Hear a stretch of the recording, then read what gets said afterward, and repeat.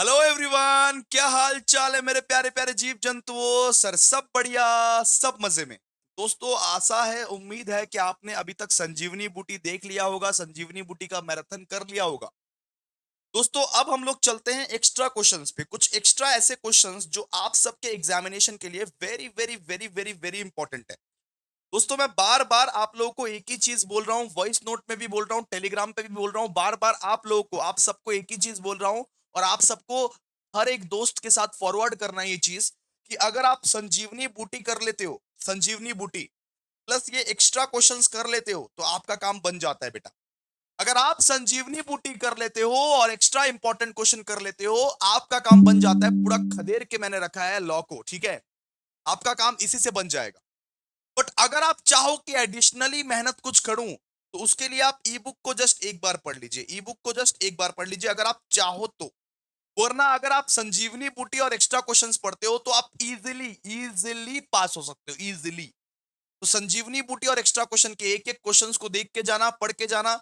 और अगर answer framing अब ना आए तो ओन वर्ड्स में लिख के आना, एटलीस्ट लिख के तो आना। हर एक क्वेश्चन को देख के जाना बेटा, बहुत इंपॉर्टेंट है संजीवनी बूटी।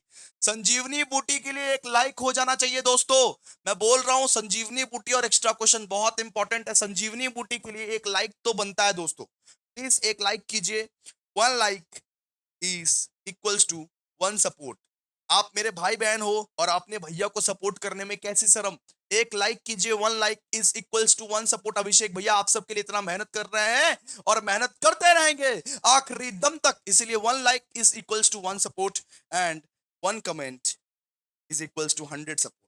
ठीक है, तो प्लीज भैया लाइक कर दो, कमेंट कर दो, शेयर कर दो। तीन चीज तो करना है, तीन चीज तो करना है। तो आओ हम लोग शुरू करते हैं, फटाफट से शुरू करते हैं, क्योंकि आप लोग को अब पढ़ना भी है ना।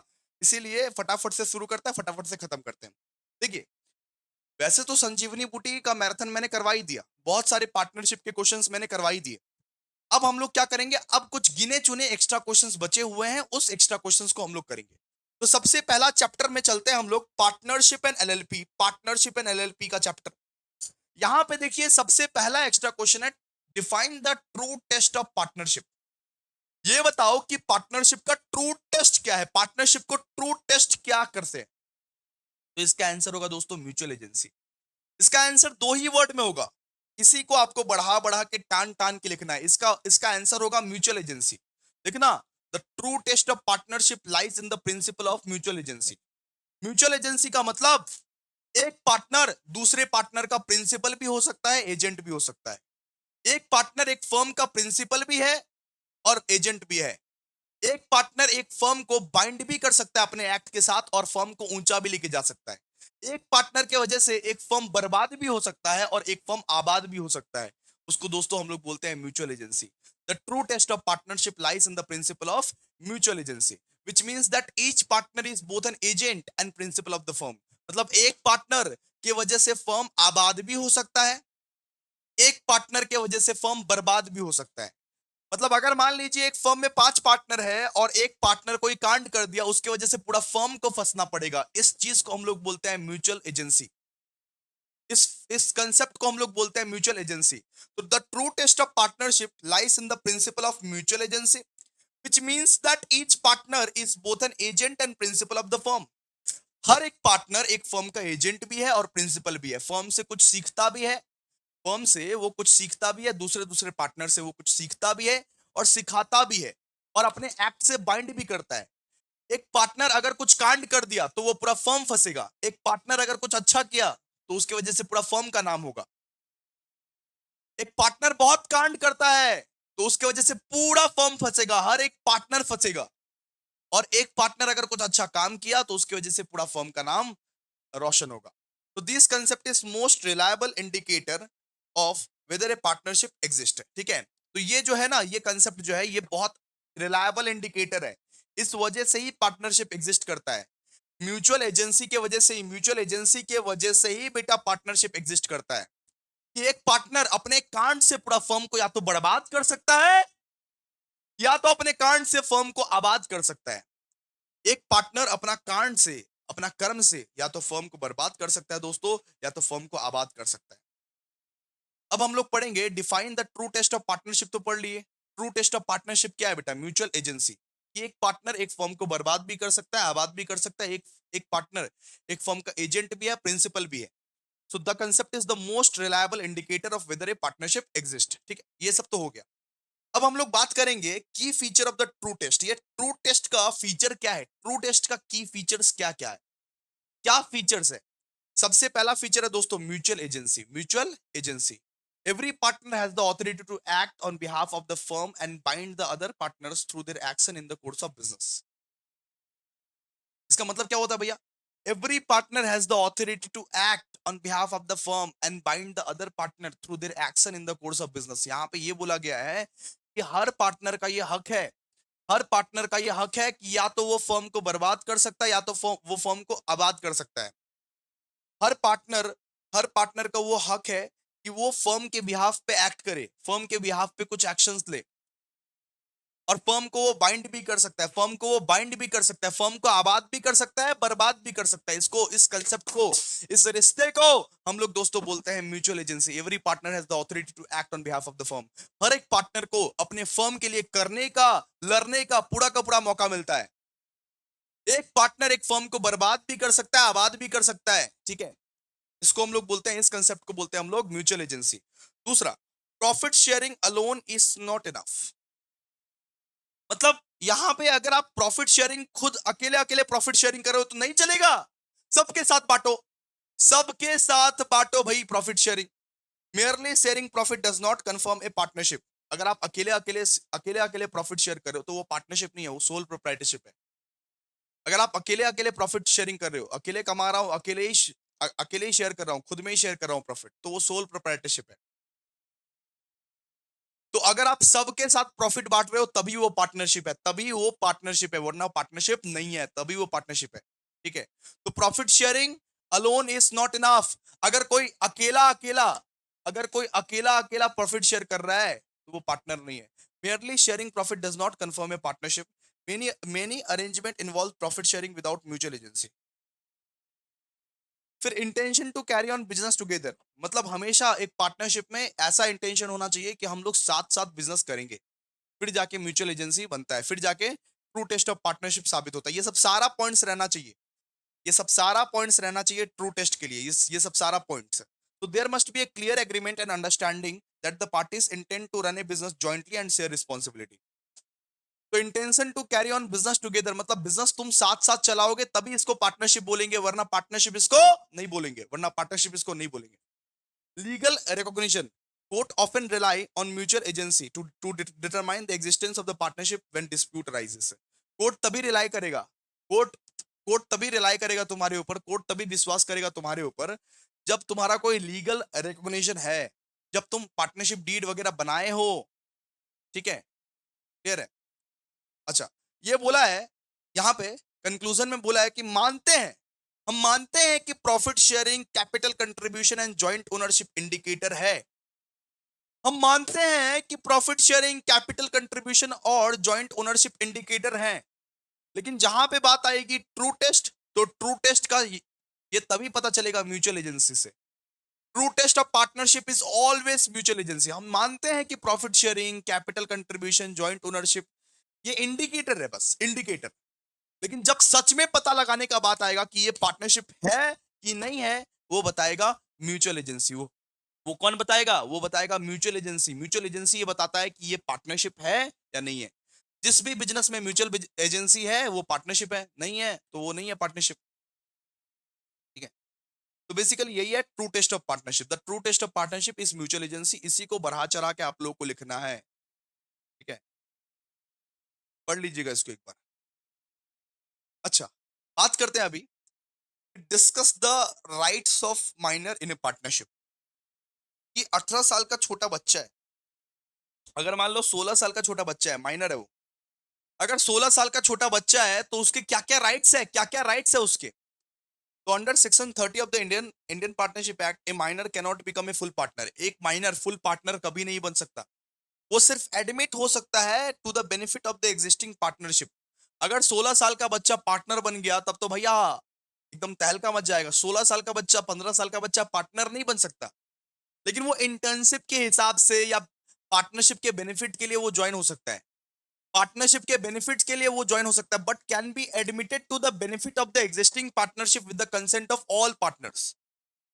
जब सारा का सारा पार्टनर सहमति दे कि हाँ इस बच्चे को रख लो for the benefit of the partnership, तो वो बस ज्वाइन हो सकता है, वो बस ज्वाइन हो सकता है। तो under section 30 of the Indian partnership act A minor can not become a full partner. एक माइनर फुल पार्टनर नहीं बन सकता, लेकिन वो ज्वाइन हो सकता है, वो बस एडमिट हो सकता है for the benefit of the existing partnership with the consent of the all partners. Simple. तो इसके राइट्स क्या क्या है, माइनर के राइट्स क्या क्या है? माइनर प्रॉफिट का हिस्सेदारी ले सकता है, माइनर भैया आप प्रॉफिट का हिस्सेदारी ले सकता है, minor can share profits. Minor accounts को एक्सेस कर सकता है, वो जो 16 साल का बच्चा है वो बुक्स ऑफ अकाउंट्स को इंस्पेक्ट कर सकता है, देख सकता है, कुछ भी दिक्कत नहीं है। Right to sue for benefit, minor case भी कर सकता है, माइनर लीगल एक्शन भी ले सकता है फर्म फर्म के अगेंस्ट कि फर्म मेरे साथ गलत किया है, फर्म मेरे को पैसा नहीं दिया है, मैं छोटा सा बच्चा हूं, मेरे को पैसा नहीं दिया गया है, फर्म केस भी कर सकता है। If denied his rightful share the minor can take legal action against the firm. ठीक है। लिमिटेड लाइबिलिटी, माइनर का लाइबिलिटी एकदम लिमिटेड रहता है, बच्चा है ना वो पर्सनली लायबल नहीं है डेट्स के लिए, फर्म के कर्जे के लिए वो पर्सनली लायबल नहीं है, लिमिटेड लाइबिलिटी है उसका। The minor's liability is restricted to his share in the firm, is not personally liable for the date of the firm. तो जब तक आप बच्चे हो तब तक आपके जीवन में एकदम सुख ही सुख रहेगा, right to share profit, right to access account, right to sue for benefits, limited liability. ठीक है, क्लियर है? अच्छा, अपॉन अटेनिंग मेजोरिटी, मान लो कि वो 18 प्लस हो गया, 18 प्लस, अब तो वो मेजर पार्टनर बन गया ना। अब पहले वो माइनर था, पहले वो माइनर था, अब लेकिन 18 प्लस हो गया, तो 18 प्लस जो हो गया तो अब तो वो मेजर पार्टनर बन गया ना। तो यहां पे वही लिखा हुआ है, the minor must decide within 6 month whether to become a full partner और नॉट आफ्टर अटेनिंग मेजोरिटी। सुनिए, आफ्टर अटेनिंग मेजोरिटी, जब वो 18 साल का हो जाएगा तो 6 महीने के अंदर अंदर उसको तय करना पड़ेगा कि वो इस फर्म का फुल पार्टनर बनना चाहता है या नहीं। उसको ये डिसाइड करना पड़ेगा कि वो इस फर्म का फुल पार्टनर बनना चाहता है कि नहीं। If he chooses to become a partner he becomes personally liable for the all the acts from the date of the admission of the benefits.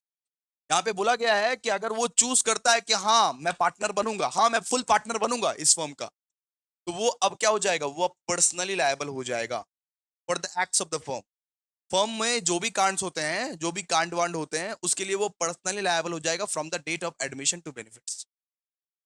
मतलब जिस दिन से ही उसका एडमिशन हुआ, जिस दिन से उसका एडमिशन हुआ, after attaining majority, after attaining majority 18 plus होने के बाद। ठीक है, उस दिन से वो पर्सनली लायबल हो जाएगा, उस दिन से वो पर्सनली लायबल हो जाएगा। अगर वो ना बोल दे, वो बोले कि नहीं मैं इस फर्म का पार्टनर नहीं बनूंगा, अगर वो ना बोल दे देन उसको पब्लिक नोटिस देना पड़ेगा, देन उसको पब्लिक नोटिस देना पड़ेगा। लेकिन अगर वो पब्लिक नोटिस नहीं दिया तो उस ना को हाँ एज्यूम किया जाएगा। अगर वो बेटा पब्लिक नोटिस नहीं दिया 6 महीने के भीतर भीतर, तो ये मान लिया जाएगा, फर्म बोल देगा कि हाँ अब तुम बन गए, कि एजम्पशन हो गया, एज्यूम कर लिया जाएगा कि हाँ वो पार्टनर बन चुका है। ठीक है। तो सबसे पहला पॉइंट है rights of the minor. Rights of the minor क्या है? Right to share profits, right to access account, right to sue for benefits, limited liability. ठीक है। Upon attaining upon attaining majority 18 plus हो गया, 18 प्लस अगर हो गया वो, the minor must decide within 6 month whether to become a full partner और not. उसको 6 महीने के अंदर अंदर डिसाइड करना पड़ेगा कि वो फुल पार्टनर बनना चाहता है कि नहीं। ठीक है। If he chooses to become a partner he becomes personally liable. अगर वो पार्टनर बनने के लिए मान गया, देन वो पूरा का पूरा पर्सनली लायबल हो जाएगा from the date of the admission to benefit. अगर वो ना बोल दे तो उसको पब्लिक नोटिस देना पड़ेगा। अगर वो पब्लिक नोटिस नहीं दिया 6 महीने के भीतर भीतर, तो ये एज्यूम किया जाएगा, कि वो बन गया है पार्टनर, तो वो बन गया पार्टनर। ठीक है, क्लियर है? चलिए आगे आइए, अब क्वेश्चन नंबर 3 चलते हैं। क्वेश्चन नंबर 3 में क्या बोला हुआ है? क्वेश्चन नंबर 3 में बोला हुआ है कि discuss the procedure to form LLP. कि भैया एक एलएलपी को कैसे ओपन करे, एलएलपी को कैसे ओपन करे। हम एलएलपी खोलना चाहते हैं तो हमें क्या क्या करना पड़ेगा, स्टेप बाय स्टेप प्रोसीड्यूर क्या है। तो सबसे पहले तो यहाँ पे एलएलपी का डेफिनेशन लिख दीजिएगा। आपका लिखने का टेक्निक बहुत खराब है। आप सबसे पहले यहाँ पे पहले एलएलपी का डेफिनेशन लिखोगे the formation of LLP in India is governed by the limited liability act 2008। It combines the benefit of partnership and company. LLP में पार्टनरशिप और कंपनी का हाइब्रिड स्ट्रक्चर है, offering flexibility and limited liability to its partner. The process is carried out online through ministry of corporate affairs. तो LLP को form, सुनिए, LLP को अगर आप बनाना चाहते हो, अगर आप मैं ही अभिषेक झा क्लासेस एलएलपी बनाना चाहता हूं, मैं अगर मान लो कि एलएलपी बनाना चाहता हूं, अभिषेक झा क्लासेस एलएलपी रहेगा मेरा नाम, ठीक है। तो मैं कैसे बनाऊंगा? मैं ऑनलाइन बनाऊंगा। सबसे पहला बात तो भैया ऑनलाइन बनाऊंगा। ऑनलाइन बनाऊंगा कैसे? कौन सा वेबसाइट से? मिनिस्ट्री ऑफ कॉर्पोरेट अफेयर्स के पोर्टल पे, एमसीए के पोर्टल पे बन सकता है। एमसीए के पोर्टल पे मैं बनाऊंगा ऑनलाइन एलएलपी, मेरा ऑनलाइन एलएलपी, ठीक है। Step by step, step by step, क्या क्या प्रोसीड्यूर? सबसे पहले मेरे को डिजिटल सिग्नेचर सर्टिफिकेट लेना पड़ेगा। सबसे पहले मेरे को डीएससी लेना पड़ेगा, डीएससी डीएससी लेना पड़ेगा। तो डेजिग्नेटेड पार्टनर, जैसे कि आप लोगों को पता है कि एलएलपी में दो डेजिग्नेटेड पार्टनर रहते हैं, दो डेजिग्नेटेड पार्टनर रहते हैं। तो दोनों के दोनों ही डेजिग्नेटेड पार्टनर को पहले पहले डीएससी लेना पड़ेगा। So designated partner must obtain from a government approved certifying authority. This is required to sign electronic documents during registration.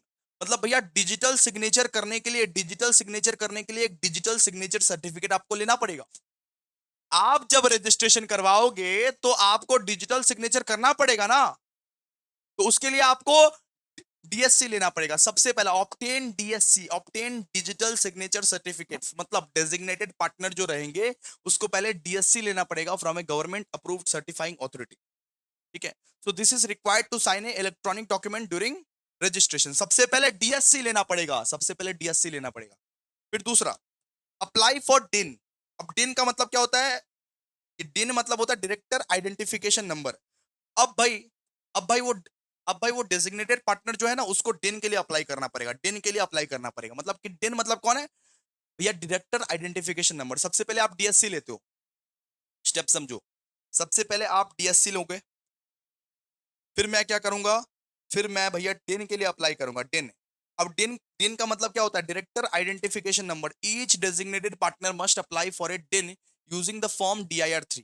तो डिन के लिए कैसे अप्लाई करे? फॉर्म DIR-3 भर दो, फॉर्म DIR-3 भर दो। If the partner already has a DIN, the step is not required. अगर तुम्हारे पास ऑलरेडी डिन है, देन स्टेप रिक्वायर्ड नहीं है। तो सबसे पहले डीएससी लो, उसके बाद डिन लो, डिन। डीएससी लो, उसके बाद डिन लो। डिन कैसे ले सकते हैं? DIR-3 फॉर्म मिलता है, उसमें अप्लाई कर दो डिन के लिए, ठीक है। फिर आपको नेम रिजर्वेशन करना पड़ेगा। जैसे मैं नाम रखना चाहता हूं अभिषेक झा क्लासेस एलएलपी, मैं अपना नाम रखना चाहता हूं, तो ये नाम मेरे को रिजर्व करके रखना पड़ेगा। कोई और रख दिया तो ये नाम मेरे को रिजर्व करना पड़ेगा। तो फाइल फॉर्म रन एलएलपी, इसका इस फॉर्म का नाम है दोस्तों रन एलएलपी। रन एलएलपी इस फॉर्म का नाम है। रन का मतलब होता है रिजर्व यूनिक नेम। तो रन एलएलपी में मैं ये प्रपोज करूंगा और मैं अपना नेम रिजर्व करूंगा, ठीक है। File form run LLP to propose the name of the LLP. The name must be unique and comply with the MSA guidelines. तो नेम क्या होना चाहिए? यूनिक होना चाहिए। नेम एकदम यूनिक होना चाहिए, हटके होना चाहिए, और एमएसए गाइडलाइंस, एमसीए गाइडलाइंस के हिसाब से होना चाहिए, एमसीए गाइडलाइंस के हिसाब से होना चाहिए। Once approved the name is reserve for 90 days. अगर अप्रूव हो गया तो 90 डेज के लिए तुम्हारा नाम जो है वो रिजर्व होगा। सो पहले क्या करना पड़ेगा? ऑब्टेन डीएससी, डीएससी, डीएससी को ऑब्टेन करना पड़ेगा। डीएससी का मतलब डिजिटल सिग्नेचर सर्टिफिकेट। फिर अप्लाई फॉर डीआईएन। डीआईएन का मतलब है डायरेक्टर आइडेंटिफिकेशन नंबर। हर एक डेजिग्नेटेड पार्टनर को डीआईएन के लिए अप्लाई करना पड़ेगा यूजिंग फॉर्म नंबर DIR-3। फिर नेम रिजर्व करना पड़ेगा, नेम रिजर्व करना पड़ेगा। नेम रिजर्व करने के लिए फ्रॉम फॉर्म रन एलएलपी भरो, रन एलएलपी भरो, आपका नाम रिजर्व हो जाएगा विथ एमसीए गाइडलाइंस, ठीक है। और 90 डेज के लिए रहेगा। आपका नाम यूनिक रहना चाहिए, अभिषेक झा क्लासेस एलएलपी। कितना अच्छा लग रहा है? वैसे होना चाहिए। फिर आप इनकॉर्पोरेशन करते हो, इनकॉर्पोरेशन करते हो, इनकॉर्पोरेशन ऑफ एलएलपी। इसके लिए आपको फॉर्म फिलिप भरना पड़ेगा। फॉर्म फिलिप का मतलब है form for incorporation of LLP. देखिए सबसे पहले आपने क्या किया? डीएससी भरा, उसके बाद क्या किया? डिन के लिए अप्लाई किया, नेम रिजर्व किया, नेम रिजर्व किया। उसके बाद आपको इनकॉर्पोरेशन करना पड़ेगा। इनकॉर्पोरेशन मतलब एलएलपी का जन्म हो रहा है, एलएलपी का जन्म हो रहा है। तो इनकॉर्पोरेशन ऑफ एलएलपी कैसे करोगे? इसके लिए आपको एक फॉर्म भरना पड़ेगा, फॉर्म फिलिप। फिलिप का मतलब है form for incorporation of LLP, ठीक है। विद डिटेल्स, आपको वहां पे अपने अपने डिटेल्स देना पड़ेंगे कि आपका एलएलपी का नाम क्या है, आपका रजिस्टर्ड ऑफिस एड्रेस क्या है, आपका पार्टनर का डिटेल क्या है, और आपका डेजिग्नेटेड पार्टनर कौन है, ये सब का डिटेल्स, ठीक है। Proof of identity and address, ठीक है। Proof of identity and address, कि आपका क्या आइडेंटिटी है, एड्रेस क्या है, वगैरह वगैरह सब कुछ देना पड़ेगा। Subscriber sheet and consent letter, ये सब सारा चीज आप जमा करोगे और इनकॉर्पोरेशन ऑफ एलएलपी होगा। फिर क्या होगा, LLP agreement. After incorporation the partners must execute an LLP agreement within 30 days। मतलब बोला है कि इनकॉर्पोरेशन हो जाने के बाद आपको एलएलपी एग्रीमेंट भी बनवाना पड़ेगा, एलएलपी एग्रीमेंट भी बनवाना पड़ेगा। एग्रीमेंट क्या डिफाइन करता है, एग्रीमेंट आपके राइट्स, आपके ड्यूटीज, आपके ऑब्लिगेशंस डिफाइन करता है। आपके राइट्स क्या है, आपके ड्यूटीज क्या है, आपके ऑब्लिगेशंस क्या है, ये डिफाइन करते हैं। ये फॉर्म नंबर 3 में आप भर सकते हो।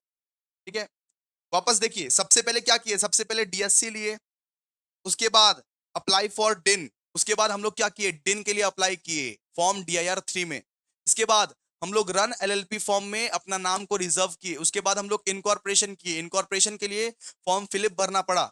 उसमें name of the LLP, registered office address, details of the partner and वो designated partners, proof of identity and address, subscriber sheet and consent letter. ठीक है, फिर LLP agreement. After incorporation, the partners must execute an LLP agreement within 30 days. The agreement defines the rights, duties and obligations of the partner. ठीक है, फिर certificate of incorporation. फिर क्या है, certificate of incorporation. Once the incorporation form is approved, the registrar issued a certificate of incorporation which includes the LLP identification number.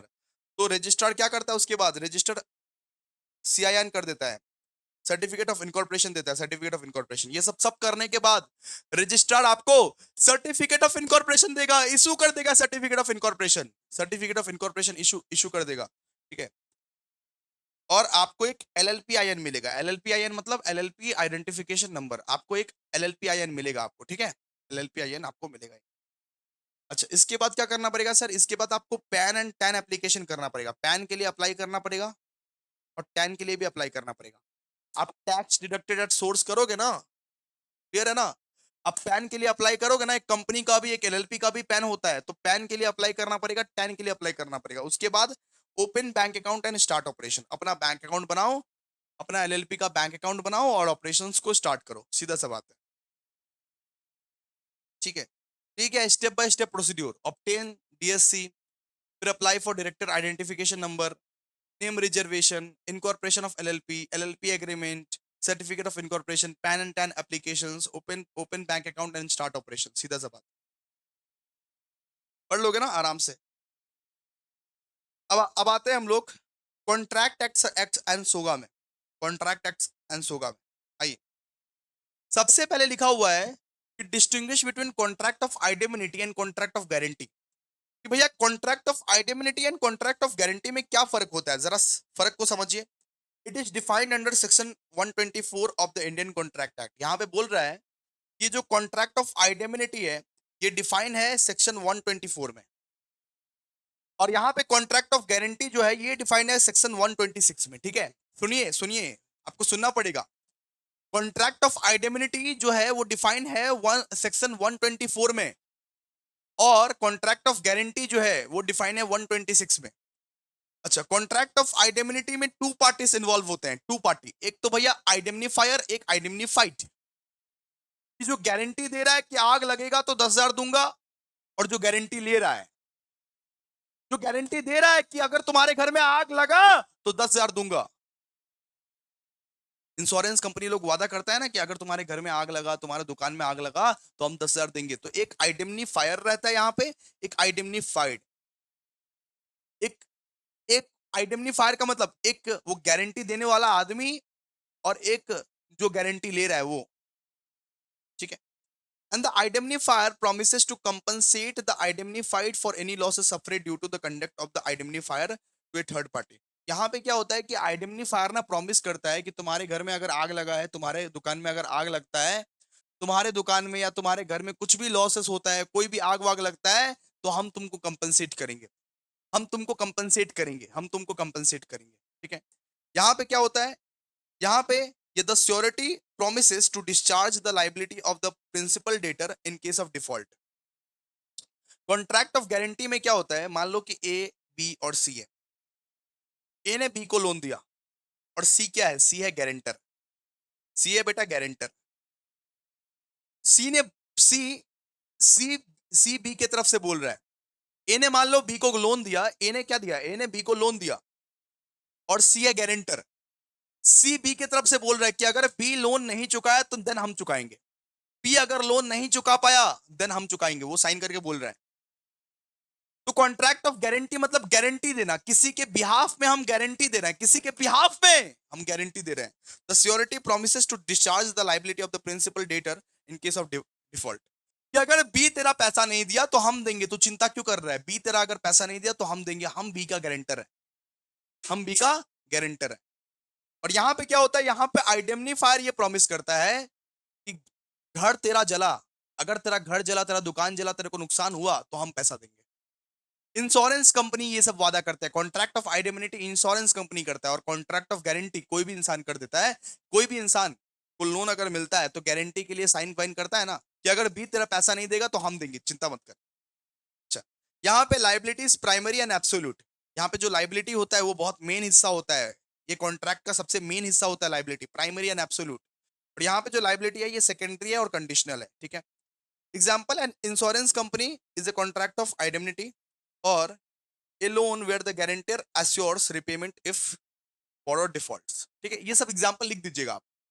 तो contract of guarantee का example क्या है, ए बी सी है, ए ने B को लोन दिया, अब B की तरफ से गारंटी ले रहा सी कि बी तेरा अगर लोन नहीं चुकाएगा ए तो हम चुकाएंगे, हम चुकाएंगे।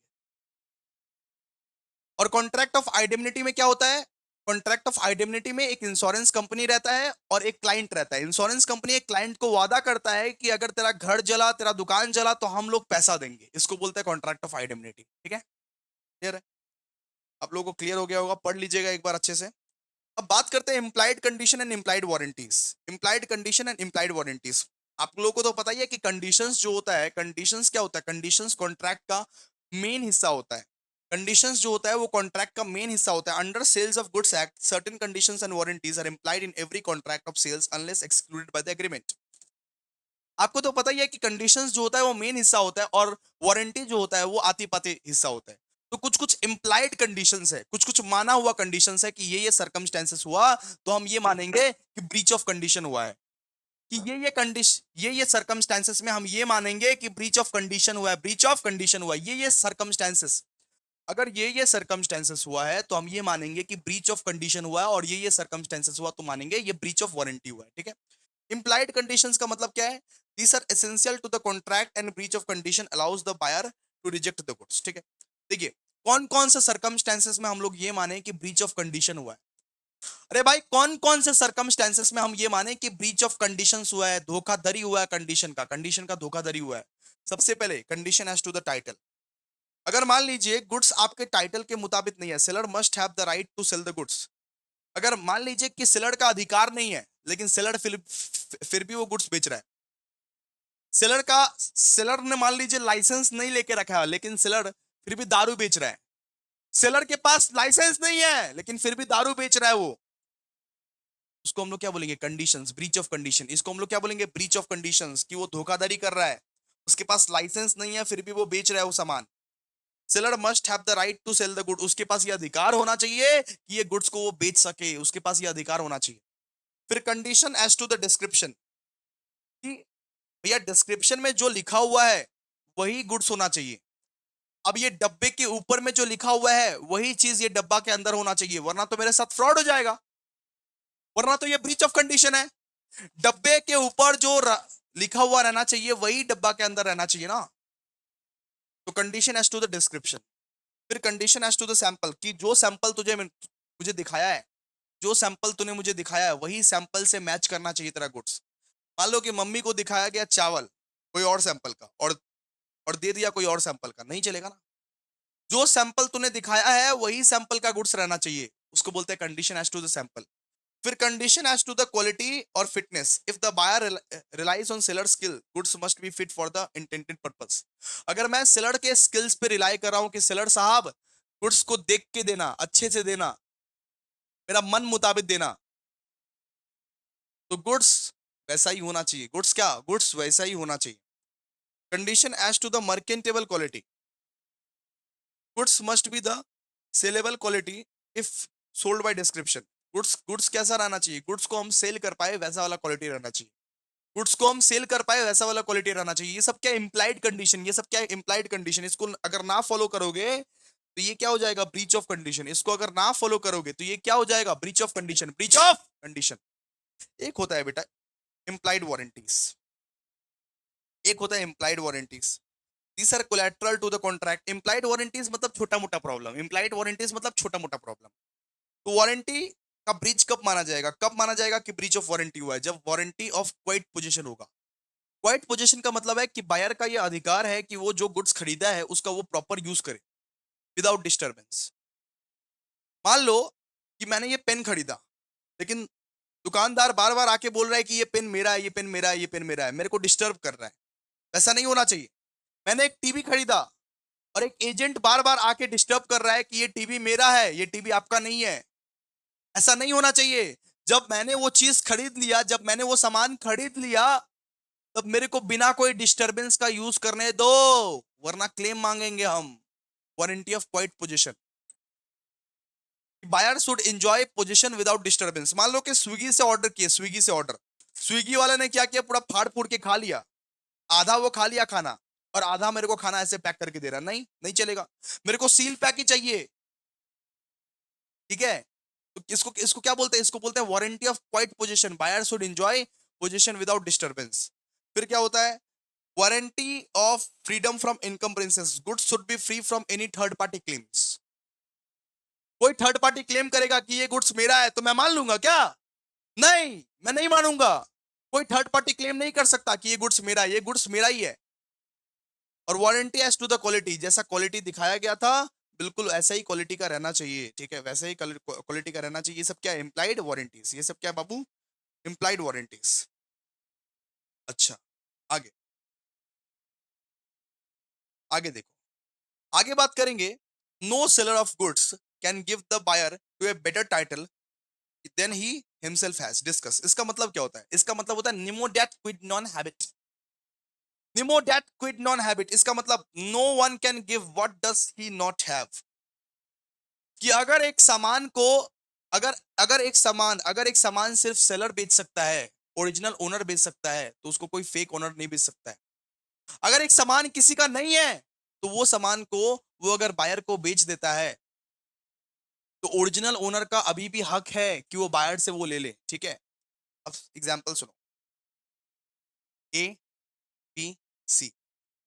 मान लो कि एक टीवी है, एक टीवी ए के घर से बी ने चुराया, एक टीवी ए के घर से बी ने क्या किया, चुराया।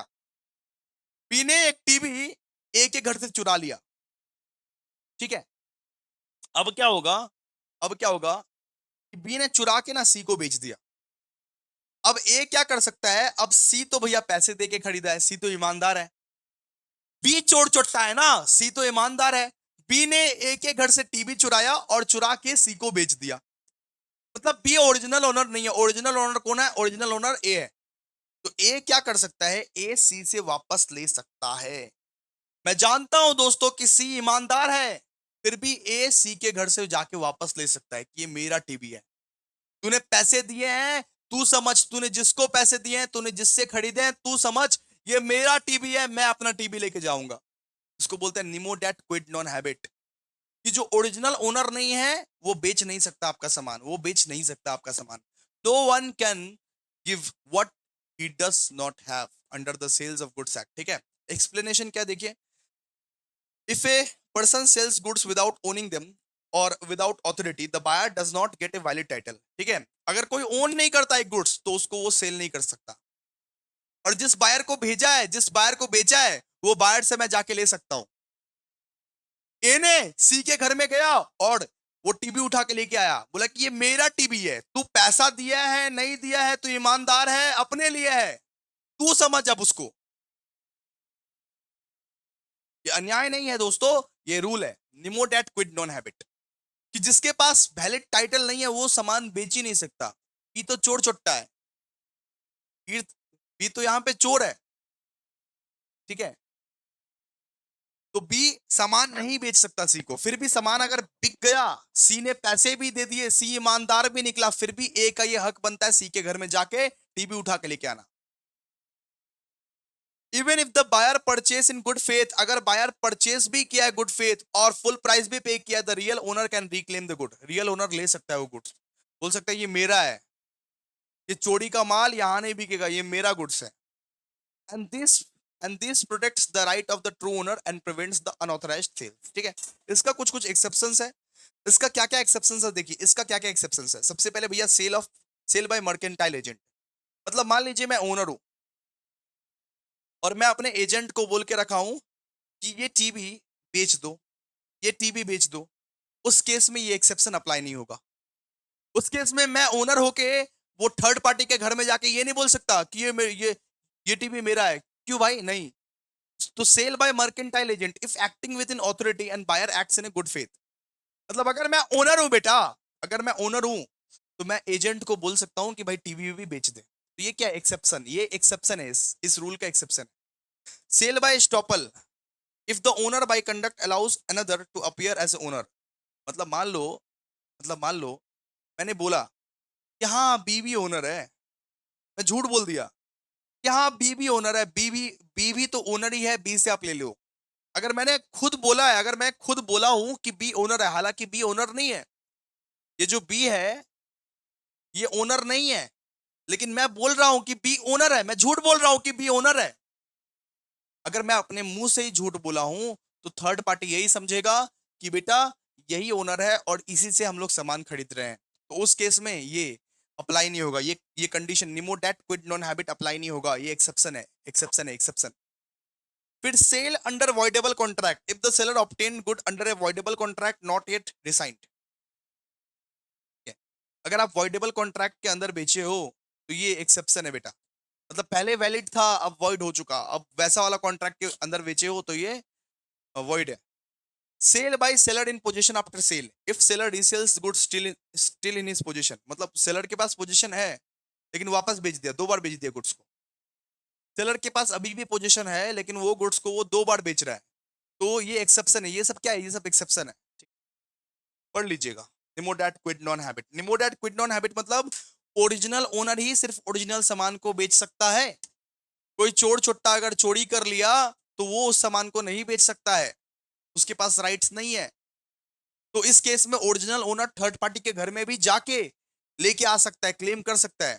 In fact third party good faith में लिया हो, अच्छा हो, ईमानदार हो, पैसा दिया हो, कोई मैटर नहीं करता, डजेंट मैटर। वो बोलेगा अब तुम समझ, तुमने जिससे लिया वो तुम समझ, लेकिन मेरा टीवी है, ये मेरा टीवी चोरी का टीवी है, चोरी का कार है, चोरी का गाड़ी है।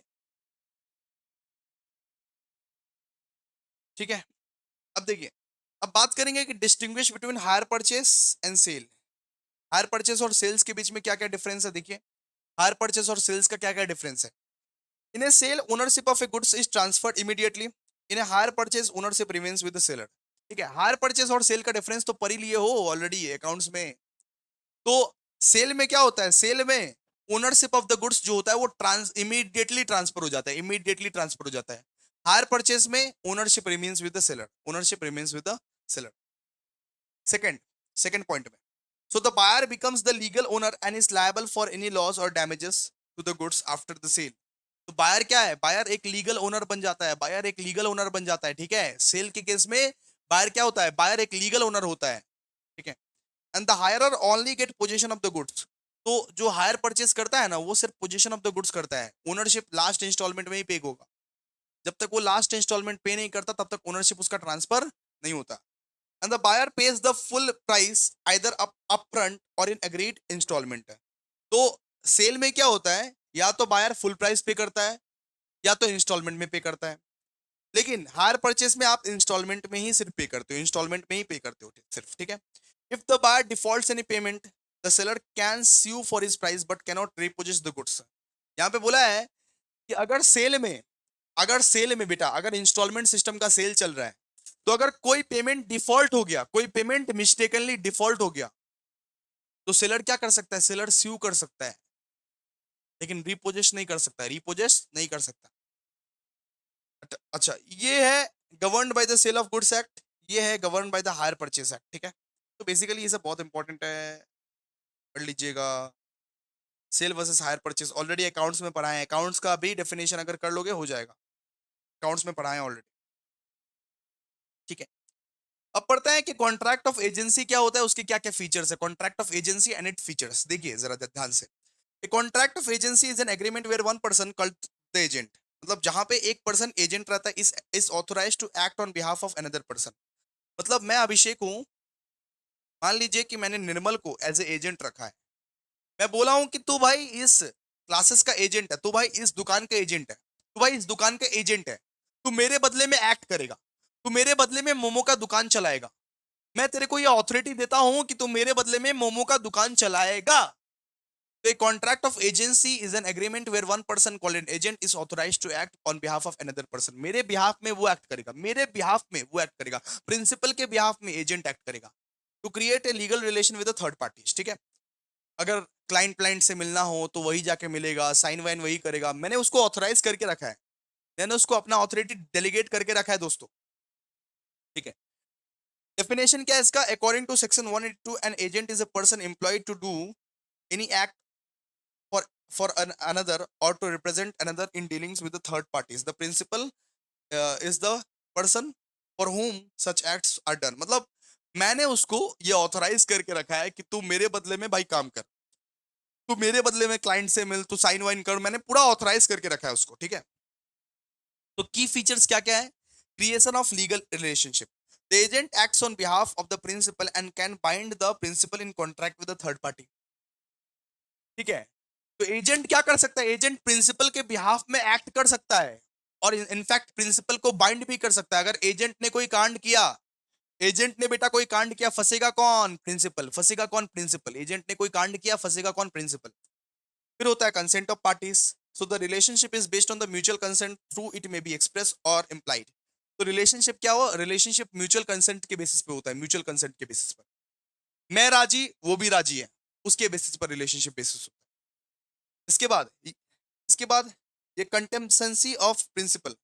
तो the principal must be competent to contract but the agent may और मे नॉट बी कंपिटेंट।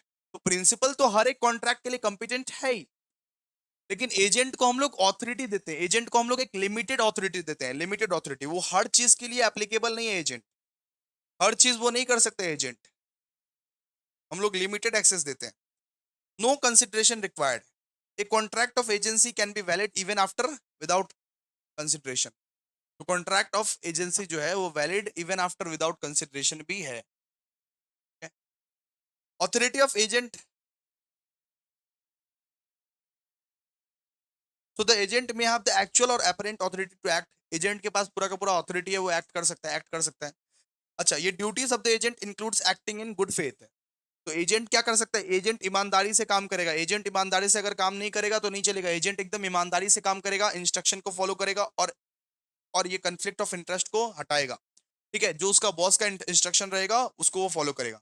तो कॉन्ट्रैक्ट ऑफ एजेंसी का मतलब, मैं अभिषेक, मेरा एक निर्मल बोल के दोस्त है, उसको मैंने एजेंट बना दिया, वो मेरे बदले में सारा का सारा काम करता है, वो सारा का सारा क्लाइंट से मिलने जाता है, साइन वाइन करता है, सारा का सारा काम करता है वो। ठीक है, इसको हम लोग बोलते हैं कॉन्ट्रैक्ट ऑफ एजेंसी। और फीचर्स भी हम लोग बता दिए। कॉसी कॉन्ट्रैक्ट क्या होता है, quasi contract is not a real contract, quasi contract is not a real contract. देखिए, a quasi contract is not a real contract followed by the mutual agreement but a legal obligation imposed by law to prevent unjust enrichment। जैसे मान लीजिए मैंने ए का electricity bill bill pay कर दिया, मान लीजिए मैंने ए का इलेक्ट्रिसिटी बिल पे कर दिया। ठीक है, तो ए मेरे को वापस पे करेगा ना, वापस बैक करेगा ना। ए का इलेक्ट्रिसिटी बिल मैंने गलती से पे कर दिया, मैंने बोला भैया ए सॉरी मैंने आपका इलेक्ट्रिसिटी बिल पे कर दिया, तो ये मेरे को वापस करेगा ना। इसको मैं बोलूंगा कॉसी कॉन्ट्रैक्ट, इसको मैं क्या बोलूंगा, quasi contract. Define quasi contract and discuss its features. ठीक है, तो कॉसी कॉन्ट्रैक्ट क्या है, quasi contract is not a real contract formed by the mutual agreement but a legal obligation imposed by law to prevent unjust enrichment. It arises when one person receives a benefit of the expense of another. ठीक है, मतलब अगर मान लीजिए कोई दूसरे का expense में कर दिया, किसी दूसरे का एक्सपेंस में कर दिया, तो ये क्या है, कॉसी कॉन्ट्रैक्ट। इसको हम लोग क्या बोलेंगे, कॉसी कॉन्ट्रैक्ट। ठीक है, अच्छा, इसका एक बार डेफिनेशन कर लीजिएगा। फीचर देखिए, फीचर क्या है इसमें, एग्रीमेंट वेग्रीमेंट कुछ नहीं होता है, बस मैंने तेरा बिल पे कर दिया गलती से, अब तू वापस से मेरे को रिवर्ट बैक कर दे, अब तू वापस से मेरे को कर दे। ये लीगल ऑब्लिगेशन है, बस लीगल ऑब्लिगेशन है। अरे मैंने तेरे बच्चे को गलती से पिज्जा खिला दिया, अब तू वापस से रिवर्ट बैक कर दे मेरे को। Based on equity and justice, based on equity and justice, मतलब ये तुम्हारी इक्विटी ऑन जस्टिस के ऊपर डिपेंड करता है कि मैंने आपका बिल गलती से पे कर दिया भाई, प्लीज वापस कर देना। राइट टू रिकवर कंपेंसेशन, ठीक है, एग्जाम्पल भी है, एग्जाम्पल भी आप लिख सकते हो। देखिए, supply of necessities to a person incapable of contracting, payment of an interested person on behalf of another, ठीक है, ये सब पढ़ सकते हो आप। मैंने किसी दूसरे का इलेक्ट्रिसिटी बिल बिल पे कर दिया, उसे मैं मांग रहा हूँ। अब क्या है, define goods and classify its various types. तो under the Sales of goods Act the term goods refers to every kind of movable property. Goods का मतलब क्या है, जो चीज मूव कर सकता है, जो चीज मूव कर सकता है।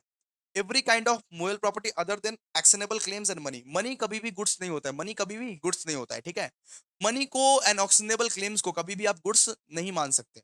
इट इंक्लूड्स वो tangible items that can be bought and sold, ठीक है। तो sales of goods act 1930, the term goods refers to the every kind of movable property other than the auctionable claims and money. It includes tangible items that can be bought and sold. क्या definition क्या है इसका, definition देखिए, definition देखिए।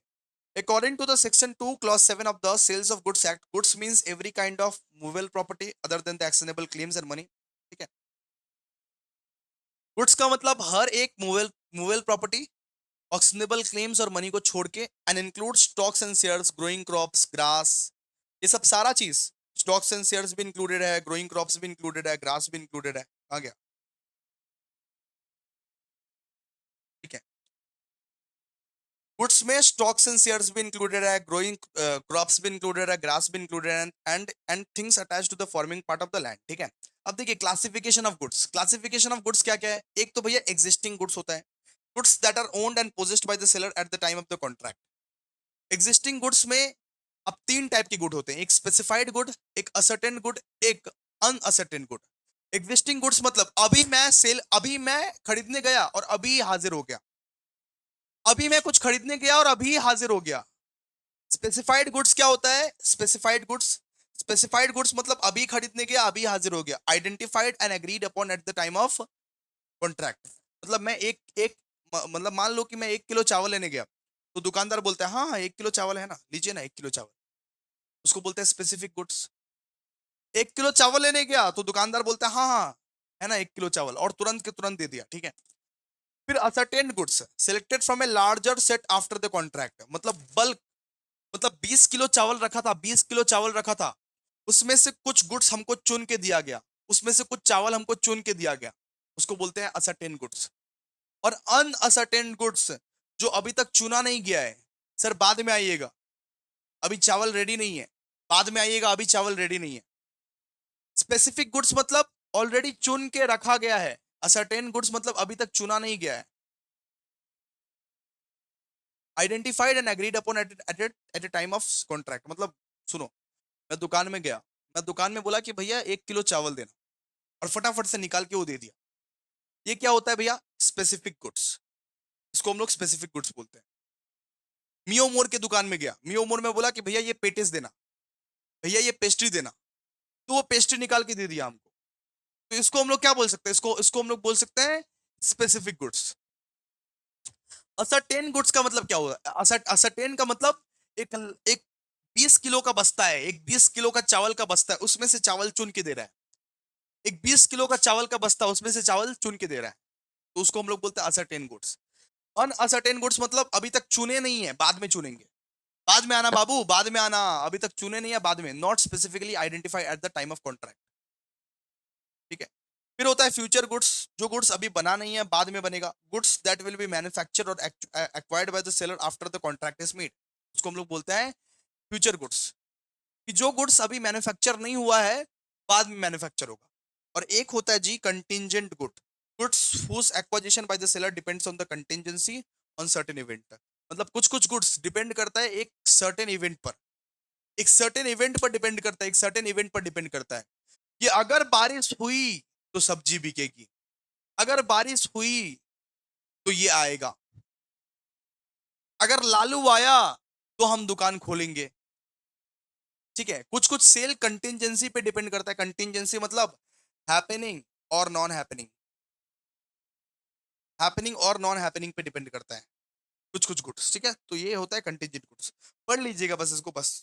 ठीक है दोस्तों, extra questions भी हम लोग कंप्लीट कर लिए। एक बार कमेंट जरूर कर दीजिएगा। Thank you so much guys. एक बार कमेंट आपका बहुत ज्यादा मैटर करेगा, कमेंट जरूर कीजिएगा दोस्तों। Comment like share, comment like और शेयर जरूर कीजिएगा दोस्तों, आपका लाइक बनता है।